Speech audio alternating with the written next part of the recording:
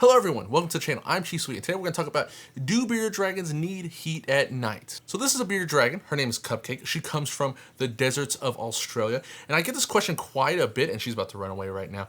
But I get a question, do bearded dragons need heat at nighttime? And to make the answer very simple, no, they do not need any heat at night. And remember this for sure. You need to turn your lights off at nighttime for your bearded dragon. This is probably the most craziest thing I hear. And if you do it, don't worry about it. It's all right. But you do need to turn off your lights on your enclosure for your bearded dragon at nighttime. They should not be on 24/7. However, you may need heat at nighttime if your house gets as low as 55 degrees. If you're living at 55 degrees, like inside of your house, that's pretty cold. Are you living in Alaska?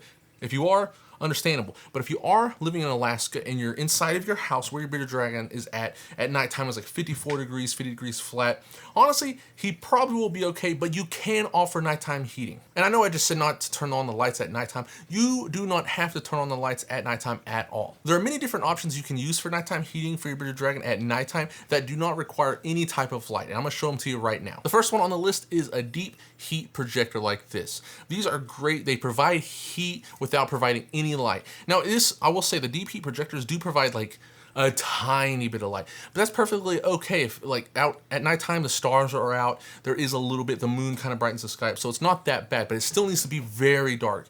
This only light this is going to give off is the coil. It kind of heats up. It's like a bright, not a bright red, it's like a red glow. You'll see it, but it's, if you shut your room at nighttime, you're not gonna be able to see very much. It's gonna be very dark still, and that's what you want. These provide like a good amount of heat, but not too much. That's why these are very good at nighttime. And the next one on the list is a ceramic heat emitter. I actually don't have one of those on me right now. Like I said, I keep all my stuff. I don't have any lights at nighttime. I do use a deep heat projector during the winter time because my house is very drafty, and that's understandable. Like I said, in the wintertime, one time my floor, like I have little gaps in my floor and like the air would come through, and inside the tank it was 49 degrees, like on the bottom of the tank.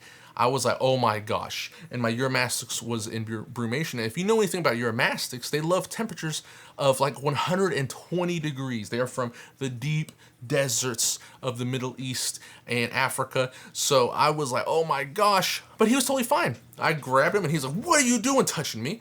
And he, like I said, a lot of lizards are very good at tolerating low temps, especially bearded dragons, because bearded dragons come from the desert. And what is in the desert? Sand. And sand does not hold heat very well at nighttime. So that's why if you've ever been to the desert, in the daytime it's like 110 degrees. You're just, all the moisture from your body's getting sucked out of you. But at nighttime, you're freezing cold. And with the deep heat projector, you can go ahead and put it inside of a lamp. It's very easy. So you can just put it inside your lamp, put it on top of the cage, and bam. It's the same way with the ceramic heat emitter, but I don't like the ceramic heat emitters because like the whole thing heats up and it kind of like gives off heat like just everywhere.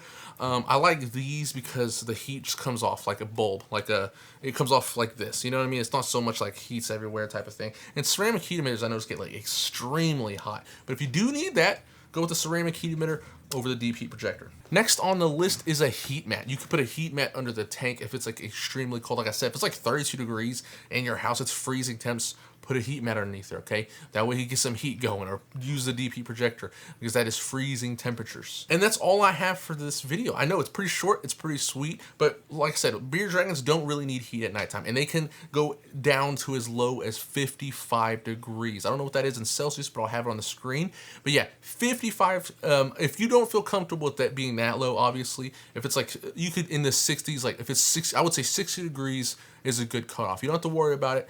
Use a nighttime heat until it's like 60 degrees at nighttime. But even during the summertime, I have air conditioning, and inside of my tanks, it gets 67 degrees at nighttime. My bearded dragons are good. And honestly, it's a little healthy for them as well, because when they're cold and they wake up, they're gonna seek out heat. So they're gonna go to their basking bulb. If they're warm already, why go bask? And they need to bask to get the proper UVB, the proper heat to aid digestion. So it's actually very good for them to have a drop in nighttime temperatures. And that's all I have for you today. I hope I helped. If you enjoyed the video and you learned a little something, like and subscribe. I'll see you next time.